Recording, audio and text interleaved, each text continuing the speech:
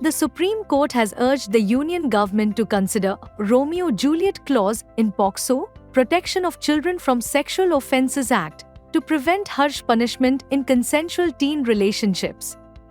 The court noted misuse of POCSO, where families file cases to stop relationships, even when teenagers are in a mutual, consensual bond.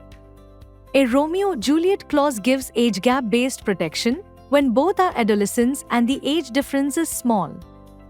It separates genuine consent from predatory abuse. POCSO treats everyone under 18 as a child, so even consensual acts can trigger serious offenses. The court warned, a rigid approach may cause wrongful convictions.